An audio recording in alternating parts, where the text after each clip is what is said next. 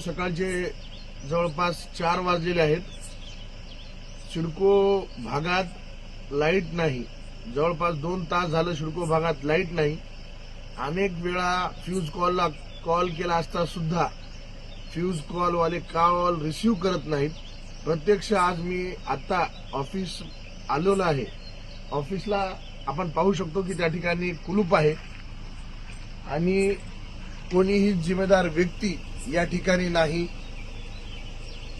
सिडकोच्या लाईट खात्याच्या गलतन कारभारानं एमएससीबीचे अभियंता असतील, कर्मचारी आहेत, 2-2 तास मध्यरात्री लाईट जात असून त्याकडे पूर्णपणे दुर्लक्ष या ठिकाणचे एमएससीबी कर्मचारी करत आहेत.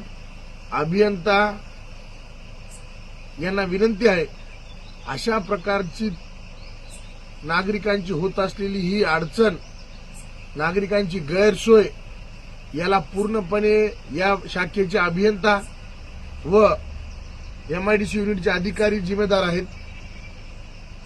मध्यरात्री 2 वाजल्यापासून अद्यापपर्यंत लाईट आलेली नाही आणि जर या दरम्यान कोणती घटना घडली तर त्याला जिम्मेदार फक्त एमएससीबीचे अधिकारी राहणार आहेत, कर्मचारी राहणार आहेत. फोन उचलत नाहीत, कोणता वरिष्ठ अधिकारी फोन उचलत नाही आणि प्रत्यक्ष कार्यालयात आल्यानंतर कार्यालयाला आता कुलूप आहे. विचार करा, सिडको हाडको भाग हा सर्वसामान्य कामगारांची वस्ती असलेला भाग आहे आणि लाईट खात्याच्या अशा गलथान कारभारामुळे आणि लोकप्रतिनिधी असतील, आमदार असतील, नगरसेवक असतील यांच्या दुर्लक्षामुळे इथली प्रशासकीय व्यवस्था आज पूर्णपणे शंड झालेली आहे, झोपलेली आहे. या प्रशासकीय व्यवस्थेला जागा करायचं असेल तर नागरिकांना आता रस्त्यावर उतरावं लागेल. एमएससीबी असेल, या ठिकाणचा पाणी पुरवठा असेल, हे पूर्णपणे नियोजन ढासळ झालेलं आहे, शून्य नियोजन आहे. आता मी 4 वाजता या ठिकाणी आलेलो आहे, तरी आतापर्यंत सिडको हाडको भागात लाईट नाही.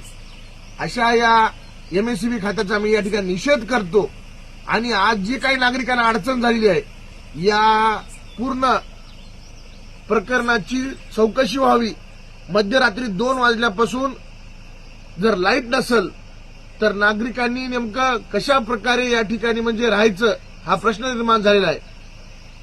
या भागातील नगरसेवक, आमदार या सर्व प्रतिनिधींना माझं आव्हान आहे, तुमच्यात जर क्वालिटी असेल तर या पदावर राहा, अन्यथा जनतेची सेवा करणं होत नसेल तर या पदावरून आपण पदमुक्त व्हावं, दूर व्हावं आणि जनतेला न्याय देण्याचा प्रयत्न करावा. यानंतर असे जर प्रकार मध्यरात्री घडले तर मध्यरात्री एमएससीबी कार्यालयावर सिडको हाडकोतले सगळे नागरिक येतील, याची जबाबदारी येथील अभियंत्यांनी घ्यावी. आज मी आवाहन करतो, यानंतर असा जर प्रकार घडत असेल तर प्रशासनाला आमचा इशारा आहे की त्यांनी आमच्या पुढच्या कार्यवाहीला तयार राहावं.